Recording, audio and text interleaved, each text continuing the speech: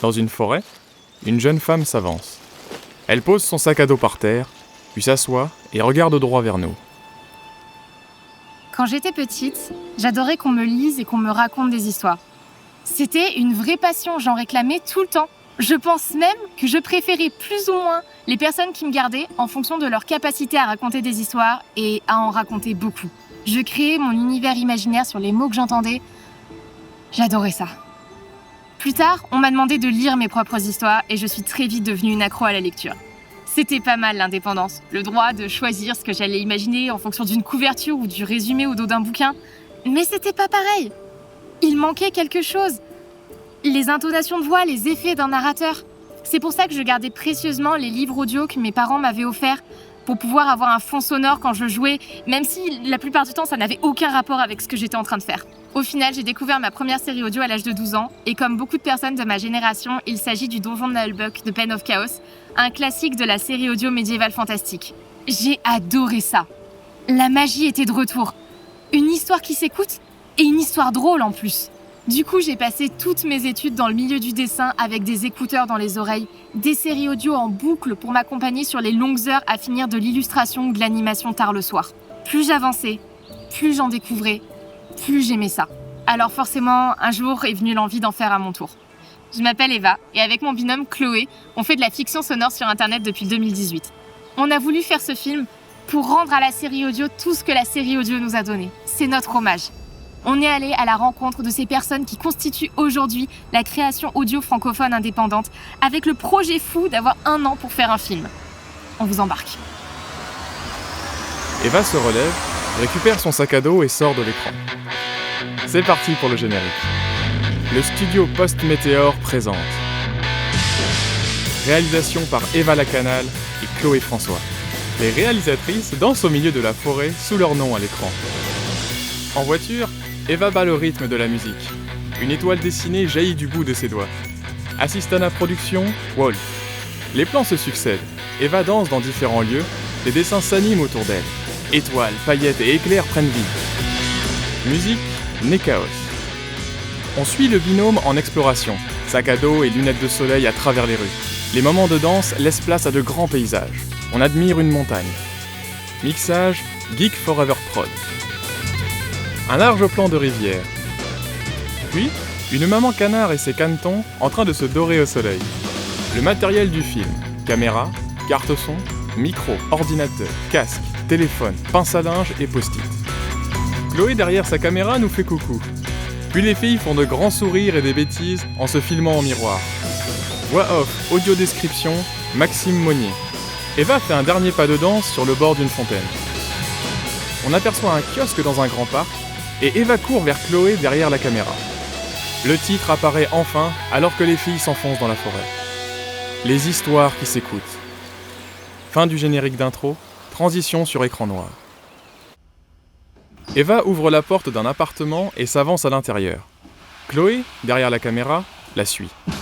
On arpente le couloir, on entreaperçoit une cuisine, puis Chloé se retourne pour retrouver Eva en train de s'installer à côté d'un tableau à craie. Elle pose son sac à dos de randonnée et se redresse, prête à nous faire sa présentation. Ok. Chloé, t'es bien installée ? Chloé lève son pouce. Enfin, on commence ? Quand même, je me pose pas mal de questions.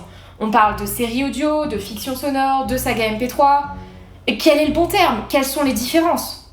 Ah, les questions d'étymologie. Fiction sonore. Ils s'en branlent. Je dirais plus fiction... Moi, je dis fiction audio en général. Dites pas tabouret.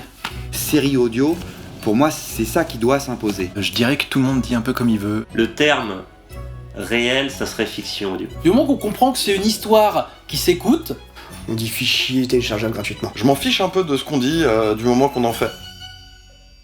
Ok, ça va peut-être être un peu plus dur que prévu. Au moins, toutes les opinions sont représentées. Mais on va partir d'un principe très simple. Série audio égale fiction sonore égale saga MP3. Tous ces termes représentent la même chose, même si certaines personnes mettent des subtilités à la définition. Je suis Julien Escalas, le mago, et je suis créateur de Saga MP3, la plus connue que j'ai fait étant chez Le Psy. La définition de la série audio, pour moi, elle est dans le nom. Série audio. C'est pas du podcast, ça veut pour moi rien dire, podcast. La série audio, c'est ce que ça dit. Une série qu'on écoute en audio, ça peut être en plusieurs épisodes, ça peut être en un épisode, ça peut être fini, pas fini. Voilà, tout est dans le nom. Série vidéo, c'est ridicule. On dit série. On est obligé de préciser audio parce qu'à l'époque, on lançait les fichiers et on se prenait la réflexion de « il n'y a pas d'image ».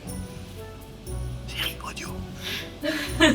Pardon. Donc en fait, une série audio, c'est une histoire qui s'écoute. Ça peut être une parodie, une création originale ou un mélange des deux. Ça peut être une comédie, une romance, de l'horreur, du drame. Ça en un ou plusieurs épisodes. Ce qui me plaît dans la série audio, c'est qu'on peut faire un peu ce qu'on veut. Si on a les bruitages, si on a l'imagination, éventuellement les musiques, on peut tout écrire, on peut un peu tout matérialiser. Après, il y a des questions techniques, mais c'est très large et ça donne vraiment des possibilités quasi infinies. C'est un peu comme le livre, sauf qu'on donne une orientation et puis ça donne souvent des histoires absurdes, surtout à l'époque. Alors, certes, il y avait le côté technique qui était bloquant, je pense, au tout début, entre 2000 et 2010. Mais aujourd'hui, on fait ce qu'on veut, quoi, à l'audio. Je suis Johnny et j'aide un peu à essayer de promouvoir la fiction sonore à mon petit niveau en étant administrateur sur le forum Netophonix ou encore organisant des événements comme La Nuit sans images. Alors je vais distinguer deux choses. Il y a la fiction audio amateur et il y a la fiction professionnelle. C'est à mon avis deux univers complètement différents. Ce qui me plaît dans la fiction amateur, c'est ce côté do it yourself, on peut le faire, tout le monde peut le faire. Moi quand j'ai découvert ça dans les années 2000 avec le donjon de Nalbuck et les 2 minutes du peuple, finalement on s'est rendu compte qu'avec un micro, un peu d'imagination, un peu d'huile de coude, on pouvait faire des fictions audio de qualité sans forcément avoir soit de grandes connaissances, soit du matériel très compliqué. Il n'y a pas de carcan qui est imposé par la radio où il faut que ton épisode fasse 35 minutes, qu'on mette la pub au milieu à la fin, la musique, etc. Et finalement il y a une liberté créatrice qui existait dans la fiction audio amateur sur internet. Je peux juste, je pense, sur cette question-là, conclure sur une phrase de Pen of Chaos, le créateur du donjon de Nalbuck, qui disait à propos de la saga MP3, on est des professionnels de l'amateurisme. Et je trouve que cette phrase est très vraie pour tous les créateurs de fiction sur internet. On est des professionnels de l'amateurisme. Mais oui, c'est ça. C'est le format libre par excellence. Me lancer dans ce film, ça me donne envie de recommencer à faire de la série audio. Chloé, est-ce que t'es partante? Oh, grave. Elle danse de joie. Mais alors on y va! Eva dessine à la craie. Vous avez du mal à trouver une idée?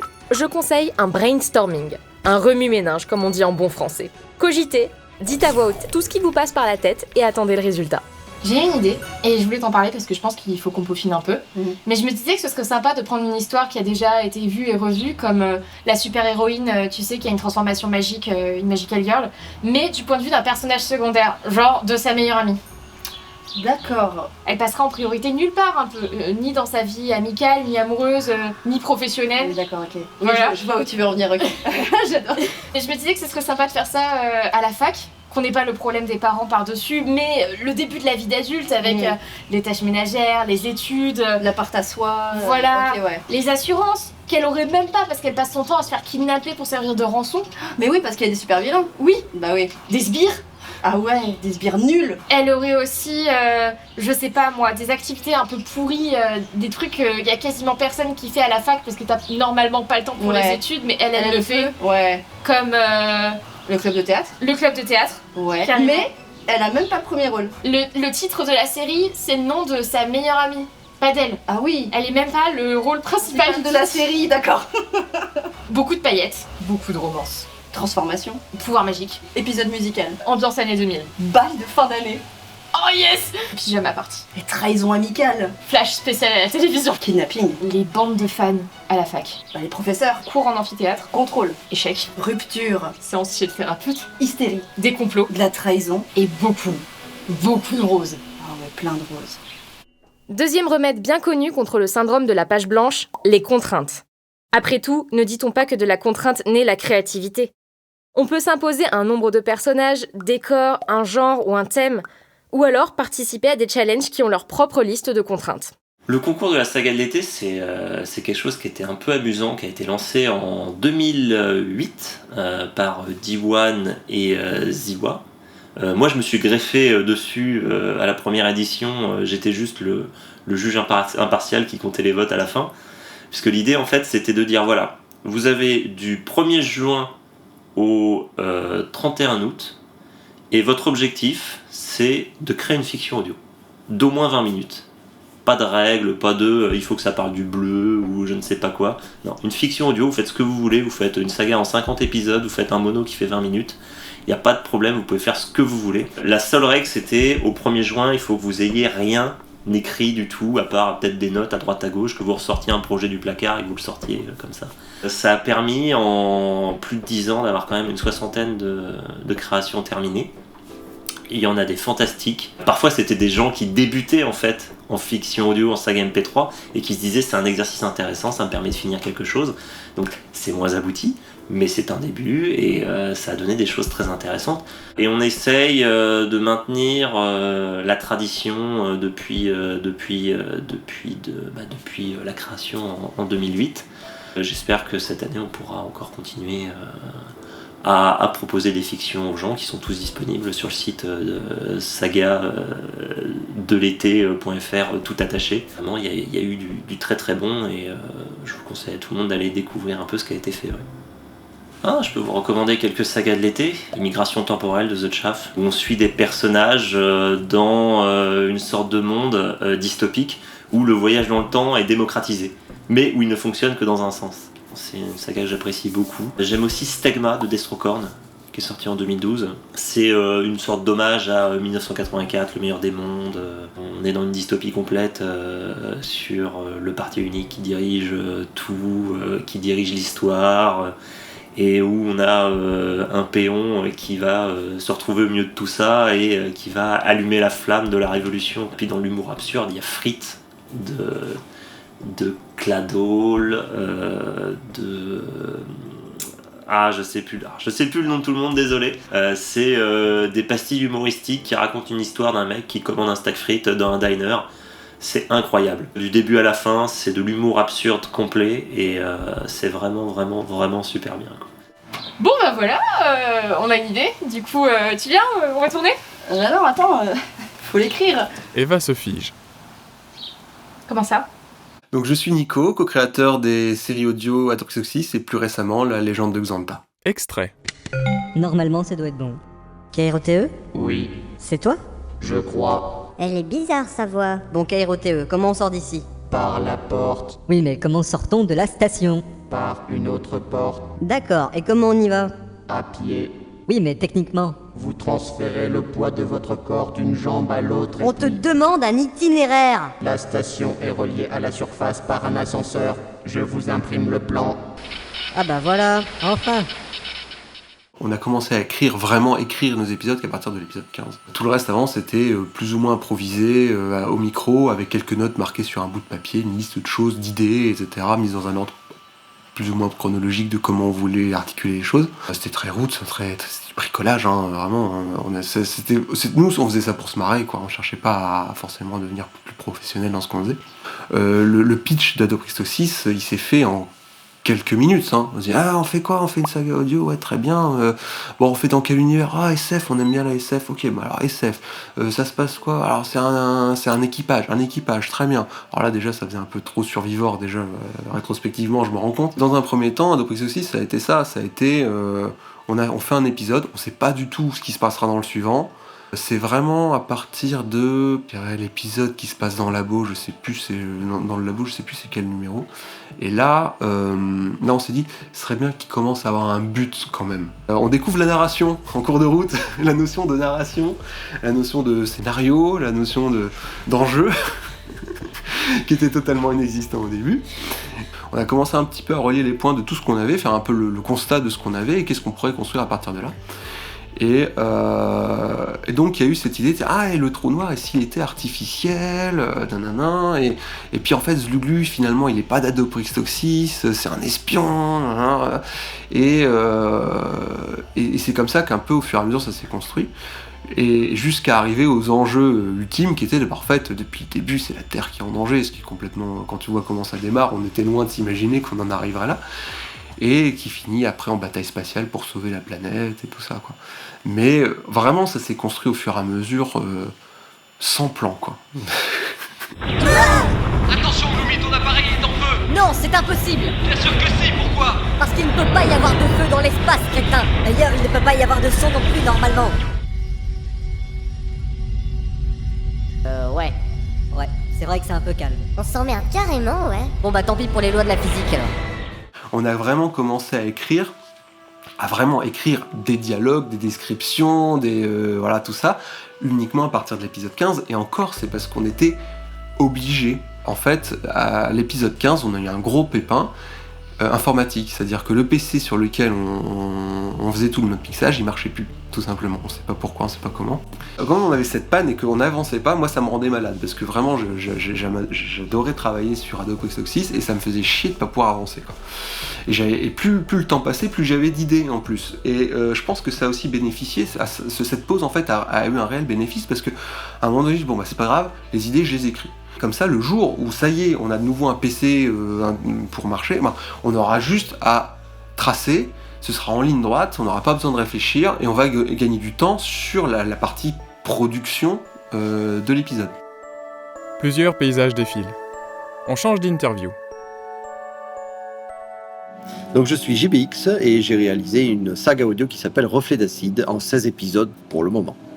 J'ai toujours eu en fait dans l'écrit un rapport un peu particulier. J'aime bien la musicalité des mots. Veuillez cesser incessamment vos sottises insensées. Waouh, quelle belle allitération en S, Zirman. Merci. Ça, mon petit, c'est 2 ans d'école de magie pour apprendre à bien prononcer les S. Ah oui. Eh oui. Un chasseur sachant chasser doit savoir chasser sans son chien. Les chaussettes de l'archiduchesse sont-elles sèches ou archi-sèches? S16 chaise sèche ou 16 sèche chaise? C'est en sécher sagement, ce sensé chasseur... Mais assez, mais Kundos, vous allez les arrêter, vos elferis, là.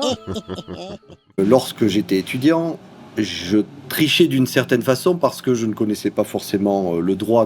J'ai évolué dans le droit, dans le juridique. Je trichais d'une certaine façon parce que j'essayais toujours de faire des phrases un petit peu alambiquées qui semblaient un petit peu sortir de l'ordinaire. Ça rimait malgré moi, même une lettre à l'administration, parfois ça rime, donc voilà. À un moment donné, donc, cette saga audio, j'ai commencé juste pour m'amuser et pour amuser mes amis. Et lorsqu'on m'a encouragé à continuer, donc des gens extérieurs que je connaissais pas, je me suis dit, bon, mais je vais me rajouter des contraintes, des contraintes de rhétorique, parce que j'aime bien ça.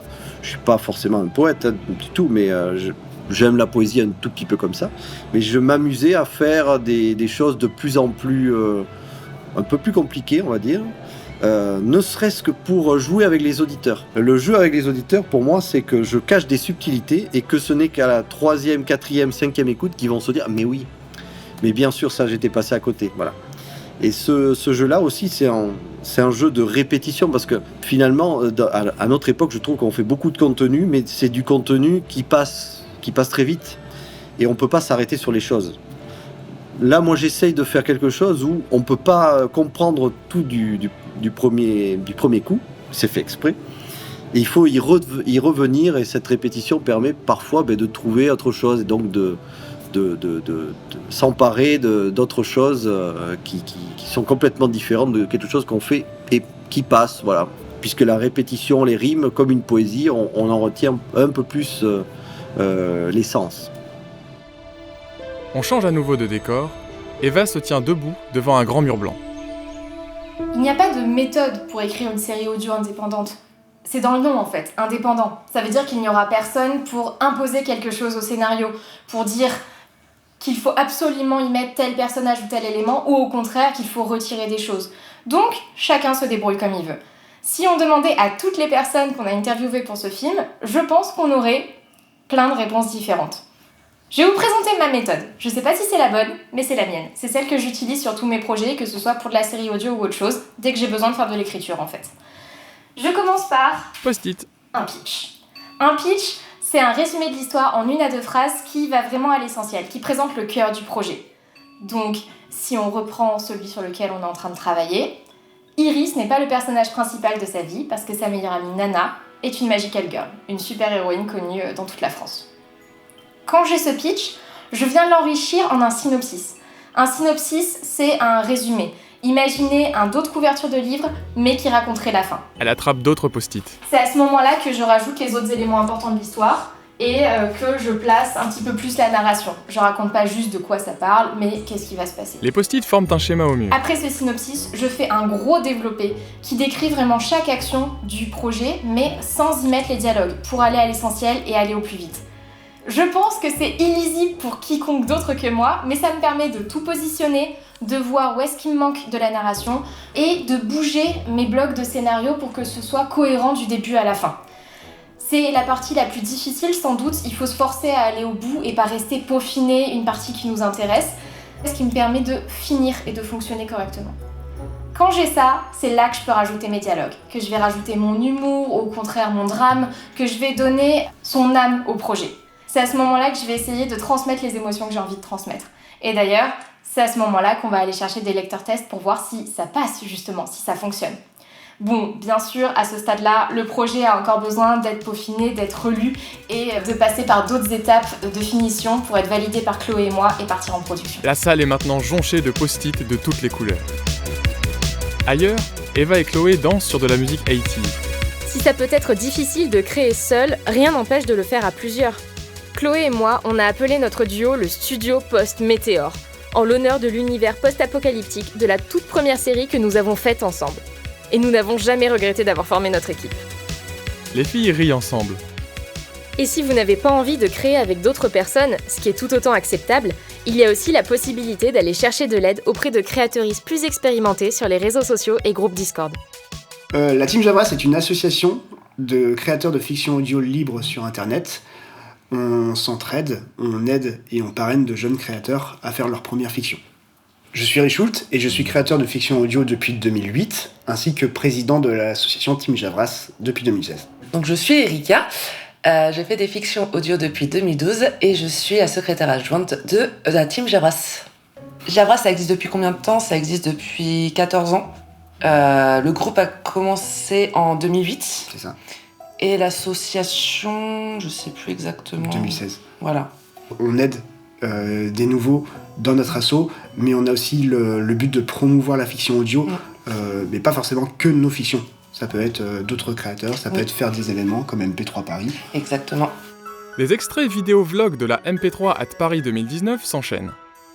C'est compliqué de vous dire combien de membres on est exactement, puisqu'en fait on a calqué la création de l'association comme pour Magoyon, c'est-à-dire qu'il y a l'association Team Javras qui englobe le groupe Javras qui est notre bulle. Le groupe Javras, c'est un groupe vivant actif. Et donc, un étudiant peut venir, dire moi je veux faire ma saga, on va l'aider. Et je sais pas, genre en mai, il va faire je peux plus faire de saga pendant un moment, j'ai mes études et c'est important. Oui, ok. Donc il part pendant un moment. Sauf que on pouvait pas le mettre dans l'assaut parce qu'on est obligé d'envoyer des papiers à chaque fois que quelqu'un arrive et tout ça. Donc juste, il y a le groupe Javras qui est englobé par la Team Javras. Et du coup, l'association Javras comporte du coup 5 membres. Ouais. Voilà. Il y a juste 5 membres dans les papiers, mais sinon, le groupe Team Javras, c'est... une trentaine. C'est ça. On peut devenir membre du groupe Javras en allant sur notre site, en faisant une candidature, en apportant un projet qu'on veut réaliser. Ça, c'est la grande porte si on veut être créateur. Si on veut être juste acteur, il y a juste à rejoindre le Discord, puis répondre à des annonces de figuration. Puis au fur et à mesure, on se dit, tiens, la personne, elle a une voix, puis à chaque fois, elle répond présent. Bon, allons-y, on va essayer de l'intégrer, tout ça. Et puis vraiment, pour faire partie de l'asso, il faut au moins avoir un petit peu de vécu dans le groupe, et puis dire, moi, je veux aller encore plus loin, et puis voilà, il y a un autre degré, quoi. D'autres images de la MP3 at Paris 2019. On y aperçoit de nombreux créateuristes derrière leur stand et autres amateuristes d'histoire qui s'écoutent en train de se balader. Mais dans l'ombre, Eva se prépare. Une bonne histoire ne serait rien sans des bons personnages. Et écrire un bon personnage, ça demande de bien y réfléchir, de creuser, de fouiller, de s'acharner à sa conception. Eva attrape un livre intitulé « Comment écrire un personnage ?» puis va s'installer derrière une table. En face d'elle, un personnage de dessin animé la regarde d'un air interrogateur. Eva croise les mains et la fixe. Dis-moi qui tu es, d'où tu viens, qu'est-ce que tu fais ? Je sais pas, c'est toi qui m'as créé. Tu devrais savoir mieux que moi. Je sais. T'es encore un peu flou pour moi, d'accord ? Faut que j'y réfléchisse, ok ? Mais comment tu m'imagines ? Qui je suis ? D'où je viens ? Tu es un personnage avec la voix de Chloé. Une super-héroïne que tout le monde admire. Quelqu'un qu'on déteste tellement elle est parfaite.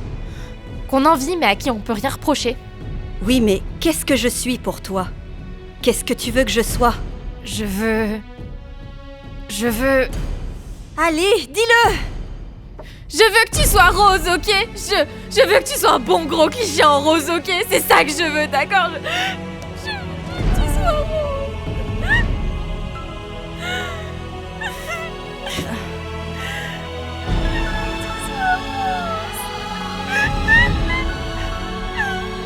Cet instant vous était apporté par les séries audio. Les séries audio, c'est bon, écoutez-en sans modération. La pub se termine. Quelques nouveaux paysages défilent et un tableau blanc à schéma apparaît.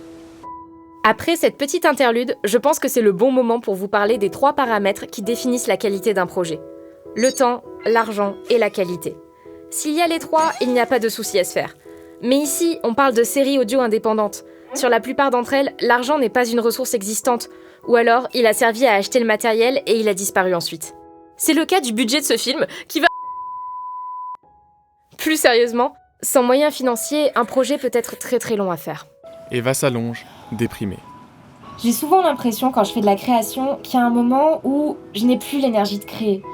Où je sais plus par quel bout prendre le projet, comment avancer, par où passer. J'ai juste plus de motivation. Je pense que je suis pas la seule. Je pense que ça peut faire ça pour n'importe quelle étape, pour n'importe quel type de projet. Et j'en suis à peine à l'écriture. Ce moment-là, j'ai l'impression que c'est l'ennemi de la série audio. Que c'est à cause de ça qu'il y a des super projets qui auront jamais de fin ou des très bonnes idées qui verront jamais le jour. Et c'est tellement dommage.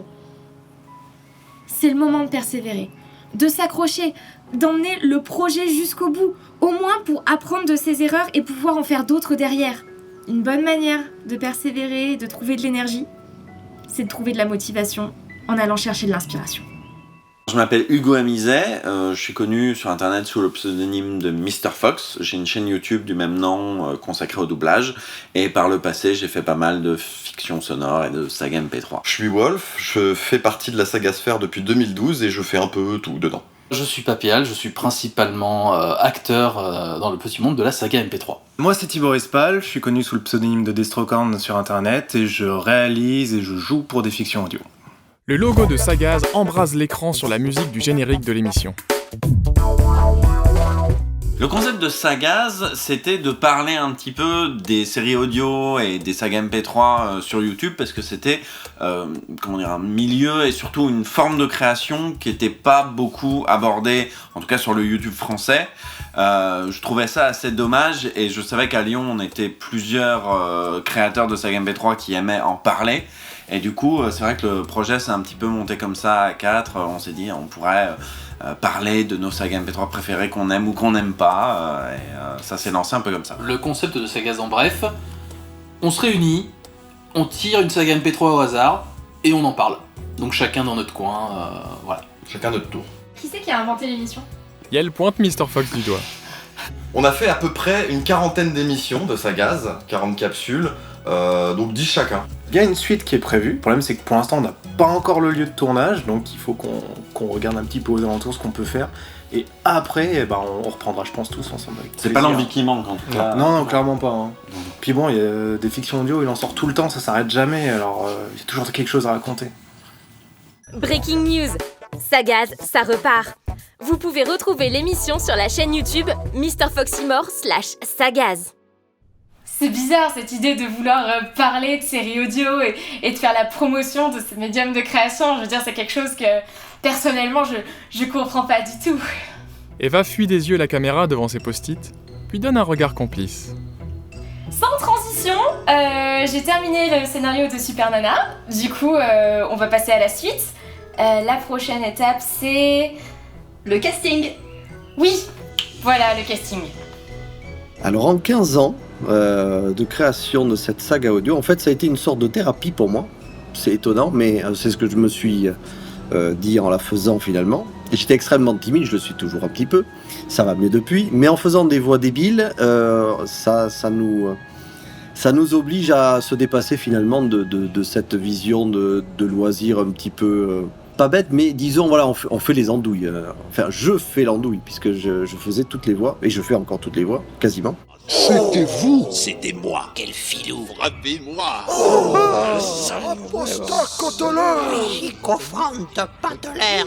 Rila décati! Chevalier d'industrie! Comme j'étais tout seul dans mon coin géographiquement, j'étais très éloigné de mes amis. Je voulais d'abord les faire rire, je me suis emparé un petit peu de nos personnages de jeux de rôle. Et donc j'ai essayé de trouver des astuces, que ce soit des accents improbables, des voix rocailleuses, etc. Enfin, en travaillant la voix, finalement, on s'aperçoit qu'on peut avoir le champ des possibles peut s'ouvrir, mais il faut travailler, essayer d'imiter tout un tas de personnes, alors connues ou inconnues. Connues plus ou moins, par exemple Bernie, c'est un personnage que j'ai fait en essayant d'imiter Édouard Baird et Stéphane Bern. Ça a donné un personnage un peu particulier. Oh, que vous eûtes de passer l'auguste Rubicon, d'oser me quémander avec circonspection la faveur choupissime de lire ce cultissime grimoire des secrets. Vraiment, cela me sied. Non, ça nous fait chier. Tu peux nous y conduire? Oui, nous allons dans la crypte. Ce livre est protégé. On ne peut l'approcher, vous pensez. C'est sacré. En cherchant en tout cas à trouver beaucoup de richesse dans les voix, effectivement, j'ai réussi à trouver des choses que je n'imaginais pas trouver. Alors au téléphone, de temps en temps, je m'amusais à imiter Roger auprès d'un ami rôliste qui me connaît très bien, en lui faisant notamment « Eh bien me voilà !» Et là, il m'a dit quand même au téléphone « Mais tu le fais super bien !» Oui, alors forcément, c'est moi qui le fais, donc c'est facile. Des rideaux de théâtre sont fermés. Approchez, n'ayez pas peur, prêtez-nous une oreille attentive, nous allons jouer à un jeu. Le jeu du jeu. Qui est-ce? Oh, je mets des oignons et des pommes de terre dans la soupe. J'ai mis des oignons et des pommes de terre dans la soupe. Réponse, c'est Papillal. Les rideaux s'ouvrent. J'ai mis des oignons et des pommes de terre dans la soupe. Quiz suivant. Qui est-ce? J'ai fait un bouquet de marguerites. J'ai fait un bouquet de marguerites. Réponse, c'est Chloé. J'ai fait un bouquet de marguerites. Dernière question. Qui est-ce? Ah, il faut que je ramène mes livres à la bibliothèque. Ah, il faut que je ramène mes livres à la bibliothèque. Réponse, c'est Richou. Il faut que je ramène mes livres à la bibliothèque. Les rideaux se ferment. Bravo pour votre participation, bravo, extraordinaire chérie, merci beaucoup, merci à vous, merci. On quitte la scène de théâtre pour retourner dehors, où un gros néon rose affiche dans le ciel « Début du casting ». Malheureusement, je n'ai pas le talent de faire plusieurs voix. Du coup, on va plutôt rester sur notre idée de casting. Hello, je suis Victoria. Je m'appelle Eurydice et je vais faire des essais. Enregistrement de Chloé. Eva m'a demandé de jouer Nana. Oh, arrêtez, vous allez me faire rougir. Relâchez mes amis immédiatement. Oh, j'aimerais bien tomber amoureuse très bientôt. Salut, c'est Nekaos, je suis Papillal et voici mes essais. Moi c'est Destro et je fais un test pour le casting de Matt. Salut, moi c'est Matt. Ah mais pourquoi tout est toujours si compliqué là? On va jamais s'en sortir. Oh, incroyable! Oh, cette super-héroïne n'est-elle pas incroyable, cher public? Y aurait-il un secret que vous ne m'auriez pas dit? J'aimerais savoir. Alors, prêt pour aujourd'hui? Va falloir y aller. Ouais, oui, la famille ça va bien. Bon, j'ai le petit homme là qui fait des allergies alimentaires. Mais on fait attention avec ma femme. Ah mon Dieu! C'est Nana! Oh mon Dieu! Un autographe, s'il te plaît, un autographe! Oh là là! Je suis si fan de toi depuis si longtemps, Nana! Et tu es là, devant moi, si réel. Tous les personnages ont trouvé une voix, casting complété! Petite danse de la victoire. Merci d'avoir patienté. Maintenant, on va pouvoir faire les enregistrements. Entre les débuts et aujourd'hui, la qualité sonore a explosé. Aujourd'hui, le matériel est d'ailleurs beaucoup plus facile à choper. Le stream s'est démocratisé. Les durées d'épisodes, les qualités des logiciels, de la prise en main, tout ça a évolué pour le bien. La fiction audio, c'est quelque chose que n'importe qui peut faire. On a beaucoup plus de moyens qu'avant. Avant, c'était compliqué d'avoir un bon micro. Maintenant, on peut en avoir très facilement. On arrive grâce à YouTube, grâce à des tutos de créateurs qui ont commencé en 2008 ou bien avant. Grâce à ces tutos, il y a de nouveaux créateurs qui arrivent, qui émergent, pas forcément en passant par le Netophonix comme c'était le cas avant, mais on a des petites surprises. Je pense notamment à Forêt Cache Arbre, qu'on n'avait jamais entendu parler avant. Elles ont sorti ça d'une traite et on a fait... Pour Chloé et moi, les enregistrements, c'est la partie fun. C'est là où on fait des bêtises derrière un micro et où on s'amuse. C'est la récompense pour avoir bien travaillé notre scénario et pouvoir avancer. Et c'est le début des enregistrements. Ici Eva, la réalisatrice, pour interpréter le personnage principal, Iris. Vous êtes-vous déjà demandé ce que donnait l'histoire de Harry Potter vue par Ron ou l'histoire de Bruce Wayne vue par Alfred ? Moi, je n'ai pas à me poser cette question. Oh non, des fans ! Non, Nana, ne leur réponds pas, ne leur fais pas coucou, ne les fais pas venir vers nous, je t'en supplie. Je vous présente Iris, ma meilleure amie. Oh, vous me faites tellement plaisir, mais vraiment, mais je suis pas différente des autres nouveaux étudiants qui arrivent cette année.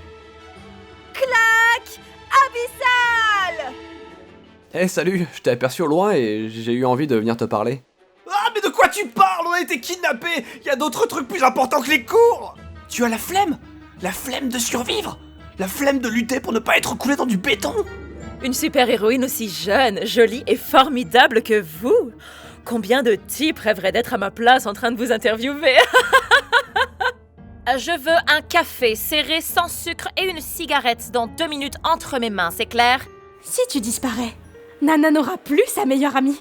Et la place, elle sera libre. Je vais devenir la meilleure amie de Nana.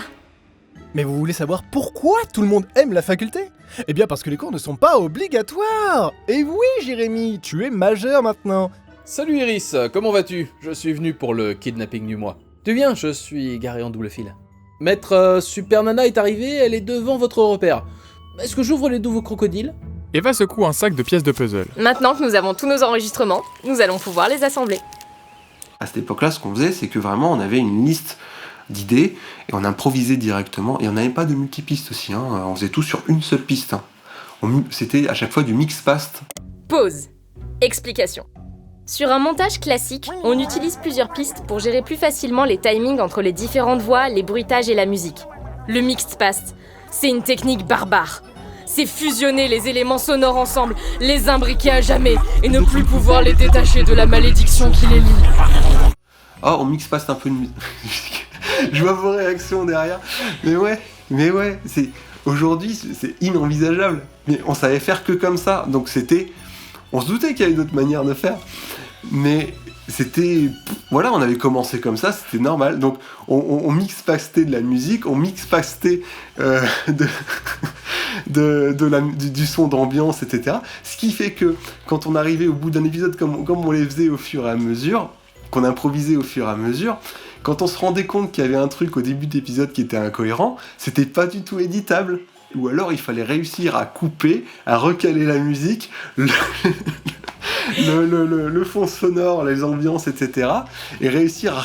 C'était impossible, quoi. À cette période-là, c'est là qu'on a commencé à expérimenter, on a fait du multipiste. Attention, hein, il devait y en avoir 2-3. Hein. C'est-à-dire qu'il y avait la piste de la musique, la piste des effets sonores, la piste des dialogues.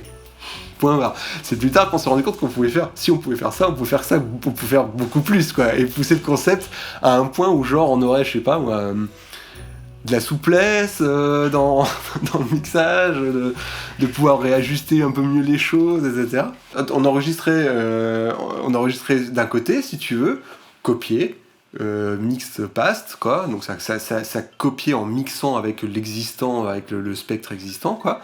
Et puis voilà, quoi. Alors évidemment, vas-y, pour après gérer les saturations, les trucs. Ah, ça sature un petit peu. Bah attends, c'est pas grave. Je vais revenir sur la piste d'avant, je vais baisser un petit peu, je vais recopier, mix fast. Waouh, on dirait un mode de jeu brutal où l'erreur n'est pas permise. Je me sens un petit peu stressée d'un coup. Eva galère sur le puzzle. Aujourd'hui, effectivement, tu veux te mettre sur un logiciel, t'as 1000 tutoriels qui vont t'expliquer comment faire ça, les 10 erreurs à pas commettre quand tu fais telle ou telle activité. Nous, à l'époque, on avait le logiciel en anglais, Et puis vas-y, alors il se passe quoi quand je clique là? Ok, il y a ça. Ah putain, j'ai découvert une nouvelle fonction. Regarde, si tu fais ça maintenant, tu peux gérer les fades directement comme ça et tout. Oh, trop bien. Alors qu'avant on les faisait à la main. Eva prend un bain de soleil sur sa terrasse. Elle nous montre son dos nu. Notre montage est terminé avec tous nos dialogues qui respectent le scénario. Le casting marche vraiment bien, tout fonctionne. On a tout ça, mais ce montage, il est un peu nu. Il va falloir l'habiller. Le problème, c'est que je ne sais ni faire la musique, ni faire le bruitage. Je n'étais pas musicien, je n'étais pas ingé son, je savais pas faire tout ça, et j'ai appris sur le tas. Et c'est en s'inspirant d'une Hull Band, oui, et de Nullbuck, et même de Reflet d'Acide et des autres, on voit qu'en fait, ils font de la série audio, et de temps en temps, ils font des chansons. On se dit, bah pourquoi pas nous? Et c'est un peu comme ça que ça s'est fait, en testant, mais et puis j'ai été entouré de musiciens, donc ça donne envie d'essayer des choses. Mais moi, mon parcours, c'est vraiment ça, c'est tenter des trucs alors que je n'avais aucune compétence dedans, et tenter, puis un jour ça marche. Et le moment où Magoyonde émerge, c'est quand je m'associe, on va dire, avec les bonnes personnes qui ont les bonnes compétences et qui m'aident à avancer dans le projet.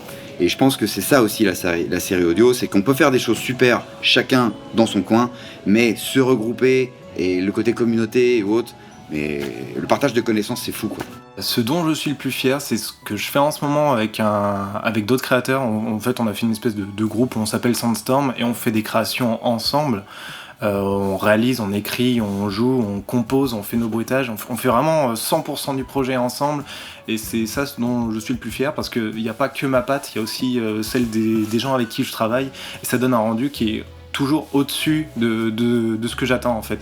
Ça rend toujours mieux que ce que je prévois, parce que j'ai pas le contrôle à 100% dessus, et en fait on travaille énormément, on passe beaucoup de temps sur les projets, et du coup ça en vaut grave la peine.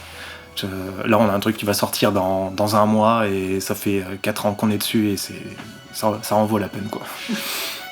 Extrait. Laoxiana. Failors et... Hein? Qu'est-ce qui se passe? Pourquoi ils t'ont appelé toi? Eric, regarde-moi, tout va bien se passer, ok? Tout va bien se passer, je te le promets, ok? Eric, Failors, ouvrez la porte. Pas maintenant. Jim, vous avez 10 secondes pour sortir. Ne nous obligez pas à défoncer la porte. Ok, bouge pas. Sergent Mélanie. Il est père. Regardez sa fille, putain. Elle a 9 ans. Écartez-vous. Eric Failors, suivez-nous sans faire d'histoire et tout se passera bien. Je pense que les gens qui faisaient ça tout seuls, il y a quelques temps, aujourd'hui se regroupent, ou aujourd'hui vont avoir tendance à se regrouper, parce que il y a quand même beaucoup de gens qui sont regroupés, sont 3 à 4 regroupés autour du médium, et qui du coup on partage cette passion-là. Donc on va avoir envie de travailler avec d'autres gens, ne serait-ce parce qu'il y a des choses qu'on ne sait pas forcément faire. Moi je suis pas un dieu du mixage, par contre j'ai des amis qui sont très très forts là-dedans, et je sais que j'aime bien écrire, j'écris pas trop mal, et on arrive à faire des créations ensemble qui vraiment tendent vers le mieux. Je pense que de manière logique, les gens vont se regrouper pour créer. S'ils sont tout seuls, ils sont très forts aussi, hein, mais de toute manière, on va aller chercher, ne serait-ce que pour les acteurs, on va avoir tendance à récupérer vraiment une équipe sur ce genre de projet-là. Oui, allô Nekos? C'est Eva. Ça va? Bah écoute, la forme, franchement, tranquille. Je suis en train de me lancer dans une aventure avec Chloé, on fait un film sur la série audio francophone indépendante, gros morceau. Et je t'appelle pour un but précis en fait. J'aurais besoin de bruitage, de musique, tu sais, tous les trucs que je sais pas faire et que toi tu sais très bien faire. Et je me demandais du coup si tu serais disponible, motivé. C'est vrai? Oh, génial, tu me sauves la vie. Bah écoute, du coup je vais te laisser. Je vais y retourner, comme ça je peux te passer le projet, tu peux faire ta magie. Bon merci, vraiment. Et à plus tard, hein. Ouais, ciao. Pour vous faire apprécier pleinement ce que peut apporter un bon bruitage à une scène, nous allons vous faire une démonstration à l'aide de ce dinosaure en plastique. Eva brandit fièrement un jouet dinosaure. Une ville de rouleaux de PQ et de conserves vides. Soudain, le dinosaure en plastique tenu par la main d'Eva surgit. La qualité des bruitages est extraordinaire. Le dinosaure détruit les immeubles en carton et les poteaux électriques en pince à linge. Oui, on dirait presque que ce film a du budget. Presque.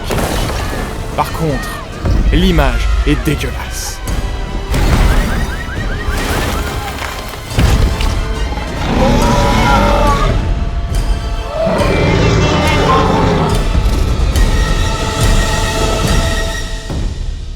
Eva apparaît derrière une table. J'ai un petit secret à vous dire. Elle hésite, puis se rapproche. Si j'étais toute seule pour faire mes séries, j'aurais fait le scénario, les enregistrements, le montage. J'aurais ajouté la musique et les bruitages. Et ensuite, j'aurais tout sorti tel quel. Mais heureusement, depuis, on m'a expliqué ce qu'était le mixage. Et du coup, je l'utilise. Elle sourit. Le mixage, c'est prendre soin du traitement des voix et gérer les effets dans le but d'harmoniser et rendre cohérent le tout. On va vous faire une démonstration avec un extrait de Super Nana. Tous les curseurs au minimum, silence plateau, action. J'adore l'été. Iris! Nana? Mais qu'est-ce qu'il y a? Iris, tu vas jamais me croire. J'ai des super pouvoirs. D'abord, on enlève le bruit blanc. Le pshhh en fond. On va réduire les fréquences extrême basse et extrême aiguë pour nettoyer le son. Ensuite, on va harmoniser les différents volumes des prises son et les compresser pour avoir la même hauteur sur toutes les voix. Puis, on vient jouer avec les niveaux des bruitages. On en profite pour spatialiser le son. À gauche, à droite, en avant ou en arrière. Pour terminer, on vient gérer le volume de la musique pour qu'elle n'efface pas le reste. Tada! J'adore l'été. Iris! Nana? Mais qu'est-ce qu'il y a? Nana? Mais qu'est-ce qu'il y a? Iris, tu vas jamais me croire. J'ai des super pouvoirs. J'ai des super pouvoirs. Super pouvoirs. Cette série vous est présentée par les séries audio. Les séries audio, c'est bien. Écoutez-en plein. Le studio Post-Météor présente le générique de sa nouvelle série audio, Super Nana. C'est si facile d'être une fille formidable, héroïne incroyable grâce à tous ses pouvoirs. Sauver Iris, rendre la vie plus rose, en une métamorphose, c'est devenu son devoir. Go, go, Super Nana, Super Nana, go, go, Super Nana, Super Nana.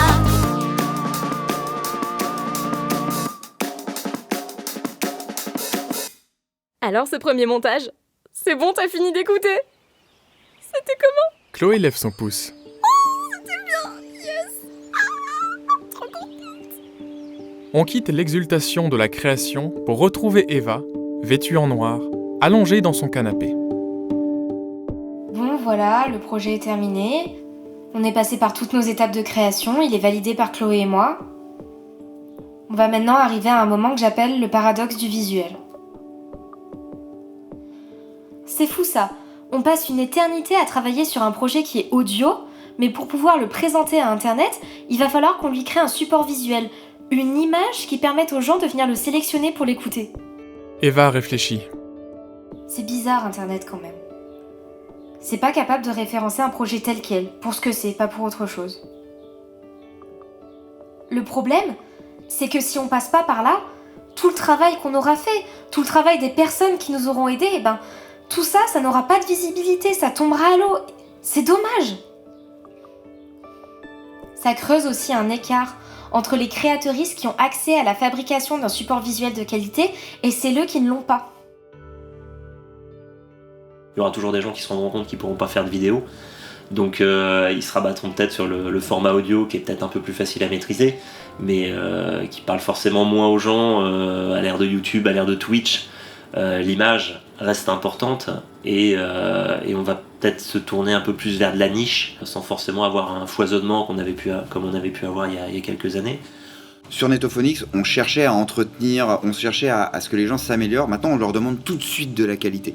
Avant, on pouvait arriver avec un épisode 1, 2, 3, pas bon. Moi, je l'ai fait d'ailleurs. C'était pas bon ce que je faisais en termes d'audio. Mais il y avait peut-être un concept à pousser, il y avait quelque chose. Aujourd'hui, si t'es pas au top, t'existes pas. Et ça, c'est vraiment dommage. Et la courbe d'apprentissage que moi j'ai eue, et que j'ai ressentie personnellement, je la trouve formidable. Et c'est à cause de cette évolution qui s'est faite en 15 ans. Aujourd'hui, t'as plus cette courbe d'apprentissage. Tu dois la faire de ton côté, tu dois publier, tu dois poster, et ça doit être au top. Et ça, c'est chiant, ça, c'est dommage, parce que ça peut décourager des gens, ça peut... Il y a moins de vivier, et même la saga MP3 en elle-même, le format audio, c'est tout de suite du podcast, tout de suite de la qualité, sinon ça n'existe plus vraiment. Et j'ai l'impression que les gens ont moins envie de faire de la série audio, ou alors on en voit moins, ou elles sont moins référencées. C'est compliqué, il faut avoir l'œil un petit peu sur tout ce qui sort. La communauté est un petit peu plus ouverte, un petit peu plus éclatée, mais ça n'empêche qu'il y a toujours de la fiction audio, il y a toujours cet esprit de facilité de faire, mais c'est toujours pas autant vu qu'on est éclaté. Avant, quand quelqu'un sortait un épisode, un autre créateur allait écouter pour dire mais c'est trop bien, sauf qu'il n'y a plus cette bulle. Donc on a l'impression qu'on est tout seul dans cet espace, sauf que pas du tout. C'est juste que voilà, on vole. J'avais un professeur en école d'art, Benoît Chieux, qui disait que le succès de la sortie d'un film, en l'occurrence d'un film d'animation puisque c'était son domaine, dépendait d'énormément d'éléments et pouvait même être influencé par la météo. Qu'on avait beau passer du temps sur un projet, on ne peut jamais savoir ce qu'il va se passer à sa diffusion, si le projet va plaire, s'il va rencontrer son public, et que tout ça, au final, c'est aussi une question de chance. Un gros bouton « Publier » est accroché sur un mur. Ah non, mais j'ose pas, c'est pas possible. Non, mais on n'est pas allé jusque-là pour que tu te dégonfles. Mais c'est pas possible. Grandis un peu, bordel. Je le sens pas. Oui, je suis fière, mais je suis pas trop sûre, quoi. Je suis sérieuse. Je vais me fâcher. Là, c'est moi qui me fâche. Tout à fait. Laisse-moi encore 30 secondes. On y va. 1 minute. 5 minutes. On me le fait pas d'écouter 5 minutes. Je sais que c'était beaucoup de travail. Je vais y arriver, d'accord. Allez. Une main s'approche et clic. Eva et Chloé font une énorme danse de la victoire. Des paillettes, des éclairs, des cœurs dessinés volent de partout autour d'elles. La série est sortie. Elles ont fait un super travail et se défoulent de bonheur. On retourne à la montagne parmi des ruines de châteaux. Les lieux sont vides, une ambiance nostalgique s'en dégage. Eva est allongée dans l'herbe. C'est difficile d'expliquer comment je me sens après avoir fini un projet. Ça laisse un grand vide. Je suis à la fois heureuse d'être allée jusqu'au bout et triste de savoir que je ne travaillerai plus dessus. La plupart du temps, j'ai envie d'en recommencer un autre, pour pouvoir retrouver le bonheur de créer et appliquer tout ce que j'ai appris avec le projet précédent. C'est aussi ça, créer. Passer à la suite, reprendre le processus. Avoir des hauts, avoir des bas, rencontrer des personnes avec qui échanger, passer des moments fantastiques. Puis ces moments-là sont terminés, on a fini, et il faut trouver ce qu'on fait de la place que le projet laisse dans nos vies. Et c'est comme ça qu'on recommence, encore et encore. Chloé a rejoint Eva. Elle se sourit. Ce que j'aimerais changer dans la saga Sphère, c'est la manière dont on interagit avec les gens qui commencent à en faire. Qu'on soit un peu plus accompagnant et qu'on soit un peu moins taclant, mais tout en arrivant à pointer vraiment les marges d'amélioration et les marges de progression globalement. Et qu'on encourage du coup plus de gens à en faire, même si c'est mauvais ce qu'ils font, même si c'est toxique, même s'il y a plein de problèmes, faut faire des trucs. Juste faites des trucs.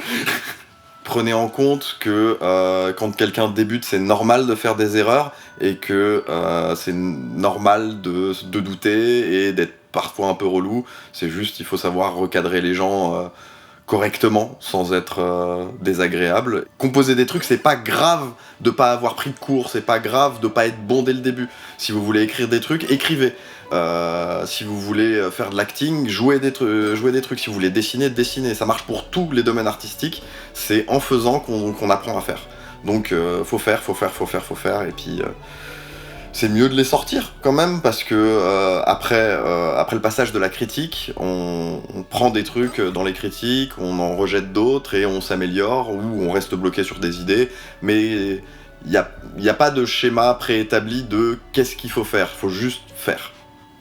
C'est comme ça que ça a marché pour toi ? C'est comme ça que ça a marché pour moi, c'est comme ça que j'ai rencontré des gens, que j'ai fait un réseau, et même en dehors en dehors de la saga Sphère, généralement les gens qui font de l'art s'attirent les uns entre les autres, donc ça permet aussi de créer des liens avec des gens qui connaissent pas du tout la saga MP3, et c'est comme ça qu'on peut transférer des compétences, comme on peut dire, vers de la vidéo, vers du stream, vers du cinéma, vers de la musique, vers du dessin, vers toute forme d'art qui existe. On réaperçoit les ruines du château, mais cette fois-ci Eva se balade à l'intérieur, redonnant vie au décor. Elle fait un large sourire à la caméra et poursuit son exploration, loin au-dessus de la ville où elle était plus tôt. La série audio d'aujourd'hui, c'est une très bonne question. C'est des gens qui s'investissent beaucoup pour faire des histoires vraiment poussées à fond, qui soient écoutables, mais alors vraiment très très écoutables, et qui nous permettent de nous imaginer un peu les univers auxquels ils ont pensé, juste avec du son. Les gens qui racontent des histoires, il n'y en a pas tant que ça. Il y a des gens qui vont se servir d'un support pour faire une critique, pour amener du débat sur des choses, apporter comment j'ai fait, mais les histoires, il n'y en a pas tant que ça finalement. Je pense pas qu'il y ait eu un âge d'or de la saga Sphère, mais je pense qu'il y a eu un âge d'or de la création amateur sur Internet. Encore une fois, l'avantage de la fiction sonore, c'est qu'on a besoin que d'un micro. Et je pense qu'il y a eu un moment où des créateurs ont eu des œuvres assez populaires. Je pense au Donjon de Nullbuck, je pense au Reflet d'Acide, je pense à Adoprix Toxis. C'était des créateurs, parfois un, parfois deux grand maximum, qui ont réussi à créer un univers en faisant toutes les voix, etc. Et forcément, quand on est un petit créateur et qu'on n'a pas beaucoup de moyens, c'est hyper enthousiasmant de voir ce genre d'univers se créer à partir de rien. Donc je pense qu'il y a eu énormément de gens qui ont eu envie d'essayer à leur tour. Je pense que c'est ça qu'on appelle parfois un peu à la va-vite l'âge d'or. C'est tout simplement un moment où tout le monde a eu envie de créer de manière instinctive, sans vraiment se poser la question de l'après. Je pense qu'aujourd'hui, on fait les choses plus posément, et comme on fait les choses plus posément, on fait les choses plus calmement, plus lentement, et de fait, il y a un rythme de sortie, de diffusion un peu moins soutenu, qui font que, et oui, ça part moins dans tous les sens. La série audio d'aujourd'hui, c'est quelque chose de très différent d'il y a 10 ou 15 ans, parce que avant, pour sans vouloir mettre les pieds dans le plat, c'était 80% de parodies de Final Fantasy, et puis, ou alors des sagas qui partaient un peu dans tous les sens, à droite à gauche. Aujourd'hui, on a des vraies histoires qui sont racontées, des vrais scénarios, et puis un investissement qui, je pense, doit être extrêmement chronophage, mais avec beaucoup d'acteurs, des scénaristes, beaucoup de temps qui sont passés sur les histoires. Et en fin de compte, on a des histoires qui sont extrêmement bien réalisées, des fois très complexes, des fois très simples. Et aujourd'hui, on a une diversité de créations sonores qui est fantastique, qu'on n'avait pas il y a 10 ans. Sur Internet, au jour d'aujourd'hui, référencé, il y a plus de 1000 sagas MP3 qui sont référencées sur le site Netophonix. En haut de la montagne, face au panorama, Eva s'avance et s'assoit. Il faut créer pour savoir créer, il faut faire pour savoir faire. C'est par beaucoup de créations plus ou moins matures et réussies que nous sommes arrivés au moment de nos vies où on a voulu réaliser ce film. Ce n'est encore que le début pour nous, il reste tellement à apprendre, tellement à faire. Cette aventure aura été extraordinaire. On espère que vous aurez autant aimé regarder ce film que nous avons aimé le fabriquer. Si vous pensez que les séries audio indépendantes ont disparu d'Internet, c'est faux. Elles sont encore bien présentes, avec plus de réalisations que jamais. Et il ne tient qu'à vous d'aller les découvrir. Chloé la rejoint. Elles admirent la vue ensemble. Eva pose sa tête sur l'épaule de Chloé. 2 dernières étoiles dessinées jaillissent des filles sur le rythme de la musique. Écran noir.